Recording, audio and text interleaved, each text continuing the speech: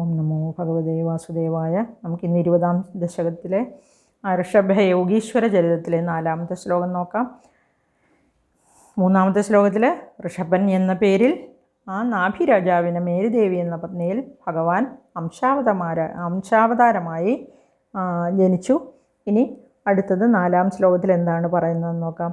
ത്വയി ത്രിലോകീഭൃതി രാജ്യഭാരം നിധായ നാഭിസ്സഹ മേരുദേവ്യ തപോവനം പ്രാപ്യ ഭവൻ നിഷേവി ഗതക്കിലാനന്ദപദം പദം തേ. ത്വയി ത്രിലോകീഭൃതി രാജ്യഭാരം നിധായ നാഭി സഹ മേരുദേവ്യ തപോവനം പ്രാപ്യ ഭവൻ നിഷേവി ഗതക്കിലാനന്ദപദം പദം തേ. നാഭിഃ ത്രിലോകീഭൃതി ത്വയി രാജ്യഭാരം നിധായ മേരുദേവ്യ സഹ തപോവനം പ്രാപ്യ ഭവൻ നിഷേവി ആനന്ദപദം തേ പദം ഗതഃ കില. ഇവിടെ നാഭിരാജാവ് ത്വയി ത്രിലോകീഭൃതി രാജ്യഭാരം. ഇവിടെ ത്രിലോകീഭൃതി എന്ന് പറഞ്ഞിരിക്കുന്നത് ആ ഭഗവാനാണ് ഋഷഭൻ അല്ലേ? ഭഗവാന്റെ അംശാവതാരമാണ്. ഭഗവാൻ തന്നെ വന്ന് ജനിച്ചിരിക്കുകയാണ്. ഇവിടെ നാഭിരാജാവ് ആ രാജ്യഭാരം അവിടുത്തെ ആ നെന്തിരുവടിയിൽ രാജ്യഭാരം ഏൽപ്പിച്ചിട്ട് മകനായ ഋഷഭനിൽ രാജ്യഭാരം അർപ്പിച്ചിട്ട് ഈ നാഭിരാജാവ് ഭാര്യയായ സഹ മേരുദേവിയോടുകൂടി തപോവനത്തിൽ ചെന്ന് ഭവൻ നിഷേവി എന്ന് പറഞ്ഞാൽ ഭഗവാനെ നല്ലവണ്ണം സേവിച്ച് എന്ന് പറഞ്ഞാൽ ഭഗവാനെ ഭജിച്ച് ധ്യാനിച്ച് ഭഗവാനിൽ തന്നെ മനസ്സർപ്പിച്ച് ആനന്ദപദം പ്രാപിച്ചു എന്ന് പറഞ്ഞാൽ പരമാനന്ദ സ്ഥാനമായ അവിടുത്തെ ആ ഭഗവൻ്റെ പരമപദം പ്രാപിച്ചു. തേ പദം ഗതഃ കില എന്ന് പറഞ്ഞിരിക്കുകയാണ് ഭഗവാനെ. അപ്പോൾ ഋഷഭൻ എന്ന സ്വന്തം മകനിൽ രാജ്യഭാരം അർപ്പിച്ചിട്ട് നാഭിരാജാവും ഭാര്യയും ആ തപോവനത്തിൽ പോയി ഭഗവാനെ നല്ലവണ്ണം സേവിച്ച് പരമാനന്ദ പദം പ്രാപിച്ചു എന്നാണ് ഈ 4-ാം ശ്ലോകത്തിൻ്റെ അർത്ഥം. ത്വയി ത്രിലോകീഭൃതി രാജ്യഭാരം നിധായ നാഭി സഹ മേരുദേവ്യ തപോവനം പ്രാപ്യ ഭവൻ നിഷേവി ഗതക്കിലാനന്ദപദം പദം തേ. ഇവിടെ ത്രിലോകീഭൃതി എന്ന് പറഞ്ഞിരിക്കുന്ന ഭഗവാനാണ് ഈ 3 ലോകങ്ങളുടെയും നാഥൻ. ആ 3 ലോകങ്ങളും ഭരിക്കുന്ന നാഥനെ ഈ രാജ്യത്തിൻ്റെ ഭാരവും കൂടി ഏൽപ്പിച്ചിട്ട് നാഭി രാജാവും ഭാര്യയും പോയി എന്നേ പറഞ്ഞിട്ടുള്ളൂ. അതായത് പിന്നെ വേറൊരു അർത്ഥം എന്ന് പറഞ്ഞാൽ ഈ ത്രിലോകീഭൃതി എന്ന് പറഞ്ഞിരിക്കുന്ന ആ വിശേഷണം രാജ്യഭാരം ഋഷഭന് വലിയ വിഷമമുള്ള കാര്യമൊന്നുമില്ല. 3 ബ്രഹ്മാണ്ടം മുഴുവൻ ഭരിക്കുന്ന ആളല്ലേ.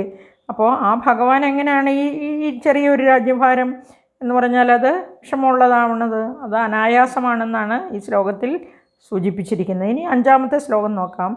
ഇന്ദ്രന് പോലും അസൂയ തോന്നുന്നത് പോലെ ഉത്കൃഷ്ടമായിരുന്നു ഋഷഭരാജൻ്റെ ആ ഭരണം എന്നാണ് ഈ 5-ാമത്തെ ശ്ലോകത്തിൽ പറഞ്ഞിരിക്കുന്നത്. ഇവിടെ ഇന്ദ്രസ്ത്വദുത്കർഷകൃതാദമർഷാദ് വവർഷനാസ്മിൻ അജനാഭവർഷേ യഥാ തഥാ ത്വം നിജയോഗശക്ത്യാ സ്വവർഷമേനദ്വ്യദധാ സുവർഷം. ഇന്ദ്രസ്ത്വദുത്കർഷകൃതാദമർഷാദ് വവർഷനാസ്മിന്നജനാഭവർഷേ യഥാ തഥാ ത്വം നിജയോഗശക്ത്യാ സ്വവർഷമേനദ്വ്യദധാ സുവർഷം. യഥാ ഇന്ദ്രഃ ത്വദുത്കർഷകൃതാത് അമർഷാദ് അസ്മിൻ അജനാഭവർഷേ ന വവർഷ തഥാ ത്വം യേനദ് സ്വവർഷം സ്വയോഗശക്ത്യാ സുവർഷം വ്യദധാ.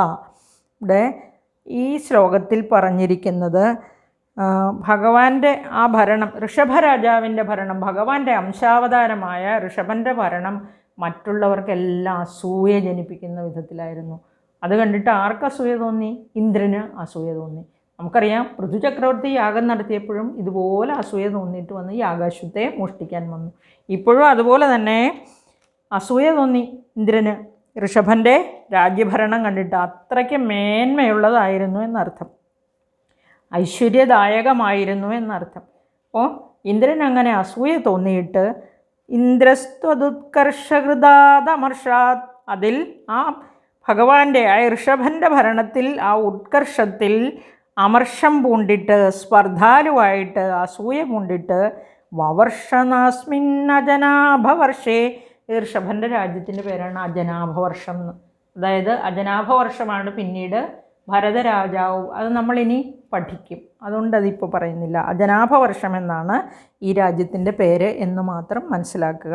അപ്പോൾ ഈ അജനാഭവർഷത്തിൽ വവർഷ എന്ന വർഷമുണ്ടായില്ല. അതായത് മഴയുടെ രാജാവ് ഇന്ദ്രനാണല്ലോ, മഴയുടെ ദേവൻ. മഴ പെയ്ച്ചില്ല അവിടെ. ആ അസൂയ പൂണ്ടിട്ട് ജനങ്ങൾ കഷ്ടപ്പെടട്ടെ, രാജാവിനെയല്ലേ ഇപ്പോൾ പഴിക്കുള്ളൂ, അതുകൊണ്ട് മഴ പെയ്യണ്ട എന്ന് വിചാരിച്ചു. യഥാ തഥാത്വം നിജയോഗശക്തിയ, യഥാ ഇങ്ങനെ മഴ പെയ്യാതെ ഇരുന്ന് കഴിഞ്ഞപ്പോൾ ഇന്ദ്രൻ ഇങ്ങനെ, എപ്പോഴാണോ ഇന്ദ്രൻ ഈ സ്പർദ്ധയുണ്ടായത്, അമർഷമുണ്ടായത്, അപ്പോൾ തഥാ ത്വം അവിടുന്ന് ഭഗവാൻ നിജയോഗശക്തിയ സ്വന്തം തപശക്തി കൊണ്ട്, യോഗശക്തി കൊണ്ട് എന്ത് ചെയ്തു?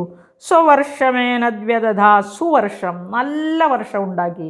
അതുപോലെ അവിടെ നല്ലതുപോലെ വൃഷ്ടി ഉണ്ടാക്കി, മഴ പെയ്യിച്ചു. സ്വന്തം തപശക്തിയാൽ അവിടുന്ന് അജനാഭവർഷത്തിൽ നല്ലതുപോലെ മഴ പെയ്യിച്ചു എന്ന് ഈ ശ്ലോകത്തിൽ പറയുന്നു. നല്ലതുപോലെ മഴ പെയ്യിച്ചു, ധാരാളമായി വൃഷ്ടിയുണ്ടാക്കി എന്ന് പറഞ്ഞിരിക്കുന്നു ഈ 5ാമത്തെ ശ്ലോകത്തിൽ. നമുക്കിനി 6ാമത്തെ ശ്ലോകത്തിൽ എന്താണ് പറയുന്നതെന്ന് നോക്കാം. ജിതേന്ദ്രദത്താം കമനീം ജയന്തീം മധോദ്വഹന്നാത്മരതാശയോപി അജീജനസ്തത്ര ശതം തനൂജാൻ യേഷാം ക്ഷിതീശോ ഭരതോഗ്രജന്മാ. ജിതേന്ദ്രദത്താം കമനീം ജയന്തീം മധോദ്വഹന്നാത്മരതാശയോപി അജീജനസ്തത്ര ശതം തനൂജാൻ യേഷാം ക്ഷിതീശോ ഭരതോഗ്രജന്മാ. അധ ത്വം ആത്മരഥാശയഃ അപി ജിതേന്ദ്രദത്താം കമനീം ജയന്തീം ഉദ്വഹൻ തത്ര ശതം തനൂജാൻ അജീജനഃ യേഷാം ക്ഷിതീശഃ ഭരതഃ അഗ്രജന്മ. ഇനി ഇതിൽ പറഞ്ഞിരിക്കുന്ന ജിതേന്ദ്രദത്താം എന്ന് പറഞ്ഞാൽ ജിതേന്ദ്രനായിട്ട്. അപ്പോൾ ഇന്ദ്രൻ മഴ പെയ്യിക്കാതിരുന്നപ്പോൾ ഇന്ദ്രനെ ജയിച്ചു. സ്വന്തം ശക്തി കൊണ്ട്, യോഗശക്തി കൊണ്ട് മഴ പെയ്യിച്ച്, അങ്ങനെ ഇന്ദ്രനെ ജയിച്ചതുകൊണ്ട് ഇന്ദ്രൻ അതിൽ പ്രസന്നനായിട്ട് എന്ത് ചെയ്തു? ഋഷഭദേവന് ആ ജയന്തി എന്ന കന്യകയെ സമ്മാനിക്കുകയാണ്. ഇന്ദ്രൻ്റെ കസ്റ്റഡിയിൽ ഒരുപാട് സുന്ദരികളായ സ്ത്രീകളുണ്ടല്ലേ, അതിൽ ജയന്തി എന്ന സുന്ദരിയെ ഋഷഭദേവന് സമ്മാനിക്കുകയാണ്. ജിതേന്ദ്രദത്താം കമനീം ജയന്തീം, ഇങ്ങനെ ഇന്ദ്രനാൽ നൽകപ്പെട്ട ആ സുന്ദരിയായ ജയന്തി എന്ന കന്യകയെ ഭാര്യയായിട്ട് സ്വീകരിക്കുകയാണ്. അതായത് മധോദ്വഹൻ ആത്മരഥാശയോപി, ഭഗവാൻ ആത്മജ്ഞാനം, അത് ആത്മരഥനാണെങ്കിലും, അതായത് ആത്മജ്ഞാനത്തിൽ മുഴുകിയവനാണെങ്കിലും ഇങ്ങനെ ഈ കന്യകയെ സ്വീകരിച്ചിട്ട് തത്ര ശതം തനൂജാൻ, ആ ജയന്തിയിൽ 1ഉം 2ഉമല്ല, ശതം തനൂജാൻ 100 പുത്രന്മാരെയാണ് ജനിപ്പിച്ചത്. അജീജനഃ ജനിപ്പിച്ചു, 100 പുത്രന്മാരെ ജനിപ്പിച്ചു. യേഷാം ക്ഷിതീശോ ഭരതോഗ്രജന്മാ, യേഷാം അവരിൽ ഈ ഭരതനാണ് ഏറ്റവും മൂത്ത, അതായത് മൂത്ത ജ്യേഷ്ഠപുത്രന്മാരിൽ വെച്ച് ജ്യേഷ്ഠപുത്രൻ ഭരതനായിരുന്നു. ഭരതഃ അഗ്രജന്മഃ, ആദ്യം ജാതനായത് രാജാവായ ഈ ഭരതനായിരുന്നു. ഈ ഭരതൻ ഭരിച്ചതുകൊണ്ടാണ് അജനാഭവർഷത്തിന് ഭാരതം എന്ന പേര് വന്നത്. ഇപ്പോൾ ഭാരതത്തിലെ രാജാവ് ആരാണെന്ന് മനസ്സിലായി. എന്തുകൊണ്ട് ഭാരതം എന്ന പേര് വന്നു എന്ന് മനസ്സിലായി. അജനാഭവർഷത്തിന് ഭരതൻ ആരാണെന്നും മനസ്സിലായി. അപ്പോൾ ഋഷഭ രാജാവ് നാഭിരാജാവിൻ്റെയും മേരുദേവിയുടെയും പുത്രനാണ്. ഋഷഭൻ സ്വയം ഭഗവാന്റെ അംശാവതാരമാണ്. ഇത്രയും നമ്മൾ കഴിഞ്ഞ ശ്ലോകങ്ങളിൽ പഠിച്ചു. അത് കഴിഞ്ഞിട്ട് ഇന്ദ്രൻ നൽകിയ ഈ ജയന്തി എന്ന കന്യകയിൽ 100 പുത്രന്മാരുണ്ടായി. ആദ്യപുത്രനായ ഭരതൻ സർവഗുണസമ്പന്നനായിരുന്നു, യോഗിവര്യനായിരുന്നു. അദ്ദേഹം ഭരിച്ചതുകൊണ്ടാണ് ഈ അജനാഭവർഷത്തിന് ഭാരതം എന്ന പേര് വന്നത്. അത് ഭാഗവതം 5ാം സ്കന്ധത്തിൽ 4ാം അധ്യായത്തിൽ പറഞ്ഞിട്ടുണ്ട്, 9ാം ശ്ലോകത്തിൽ. ഇനി ഭരതൻ്റെ സഹോദരന്മാർ എന്ന് പറഞ്ഞാൽ കുശാവർത്തൻ, ഇളാവർത്തൻ, ബ്രഹ്മാവർത്തൻ, മലയൻ, കേതു, ഭദ്രസേനൻ, ഇന്ദ്രസ്പൃക്ക്, വിദർഭൻ, കീകടൻ എന്നിങ്ങനെ ഭരതന് ശേഷമാണ് ബാക്കി അതായത് 99 പേരും ജനിക്കുന്നത്. അതിൽ ഇനി നമ്മൾ ഓരോ ശ്ലോകത്തിലും അതിനെക്കുറിച്ച് വിശേഷമായിട്ട് പഠിക്കുന്നുണ്ട്. അതുകൊണ്ട് ഇപ്പോൾ ഭരതൻ മൂത്തപുത്രനായിരുന്നു ഋഷഭൻ്റെ എന്ന് മാത്രം നമുക്കിപ്പോൾ മനസ്സിലാക്കിയാൽ മതി. ബാക്കി ക്രമേണ നമുക്ക് ബാക്കി കൂടി മനസ്സിലാക്കാം. അപ്പോൾ ഋഷഭദേവന് ജയന്തി എന്ന കന്യകയിൽ, അതായത് ഇന്ദ്രൻ സമ്മാനിച്ച ജയന്തി എന്ന കന്യകയിൽ 100 പുത്രന്മാർ ജനിക്കുന്നു. അവരിൽ ഭരതൻ അഗ്രജന്മ എന്ന് പറഞ്ഞാൽ കനിഷ്ഠപുത്രനായിട്ട് ജനിച്ച ആ ഭരതൻ അജനാഭവർഷത്തിലെ രാജാവാകുന്നു എന്ന് മാത്രം ഈ 6-ാം ശ്ലോകം കൊണ്ട് മനസ്സിലാക്കുക. ഇനി അടുത്തത് 7-ാമത്തെ ശ്ലോകം കൂടെ നമുക്ക് നോക്കാം. നവാഭവൻ യോഗിവരാ നവാന്യേ ത്വപാലയൻ ഭാരതവർഷഖണ്ഡാൻ സൈഗാത്വശീതിസ്തവശേഷപുത്രാത് തപോബലാത് ഭൂയമീയുഃ.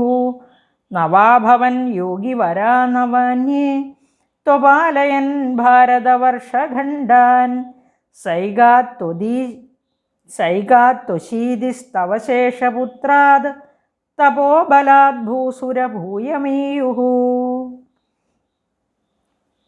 നവ യോഗിവരാഹ അഭവൻ അന്യേ നവ തു ഭാരതവർഷഖണ്ഡാൻ അപാലയൻ സൈഗ അശീതിഃ തവ ശേഷപുത്രാഃ തു തപോബലാത് ഭൂസുരഭൂയം ഈയുഃ. നവാഭവൻ യോഗിവരാ നവാന്യേ എന്നാണ് പറഞ്ഞിരിക്കുന്നത്. യോഗിവരാ നവാന്യേ എന്ന് പറഞ്ഞാൽ 9 പേര്. യോഗിവരാഹ യോഗിവര്യന്മാരായി. ഈ 100 പുത്രന്മാരിൽ ആദ്യത്തെ ഭരതൻ രാജാവായി.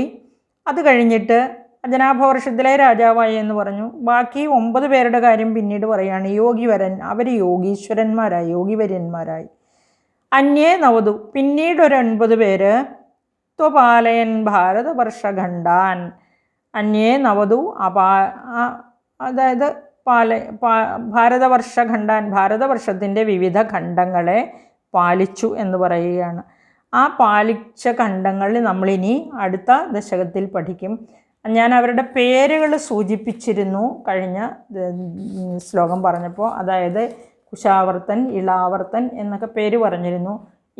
ഈ പേരുകളും നമ്മളിനിയും പഠിക്കും. അത് ഓരോന്നായിട്ട്. അപ്പോൾ തമ്മിലുള്ള ബന്ധം നമുക്ക് മനസ്സിലാകും. ഇവിടെ ഇപ്പോൾ നമ്മൾ മനസ്സിലാക്കേണ്ടത് 9 പുത്രന്മാർ യോഗിവര്യന്മാരായി, വേറെ 9 പേര് ഭാരതവർഷഖണ്ഡാൻ, ആ ഭാരതവർഷത്തിലെ ഓരോ ഖണ്ഡങ്ങളെ പാലിച്ചുകൊണ്ടിരുന്നു. അതായത് ഓരോ ഭാഗത്തിൻ്റെ രാജാവായി തീർന്നു എന്ന അർത്ഥം.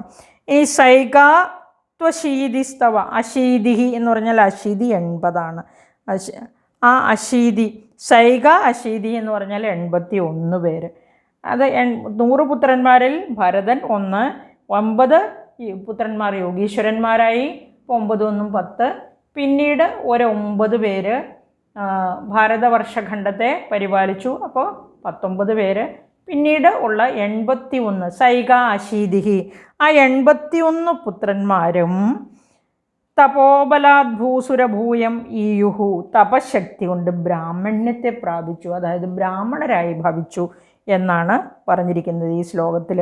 സൈഗാത്വശീതിസ്തവശേഷപുത്രാത്, അങ്ങയുടെ ബാക്കി 81 പുത്രന്മാർ തപോബലാത് ഭൂസുരഭൂയമീയുഹു, തപോബലം കൊണ്ട് ബ്രാഹ്മണന്മാരായി ഭവിച്ചു, ബ്രാഹ്മണ്യത്തെ പ്രാപിച്ചു എന്നാണ് പറഞ്ഞിരിക്കുന്നത്. ഇനി ഇവിടെ ഭാഗവതത്തിൽ ആ പുത്രന്മാരുടെ പേര് പറഞ്ഞിരിക്കുന്നത് ഇവിടെ ഈ പുസ്തകത്തിൽ പറഞ്ഞിട്ടുണ്ട്.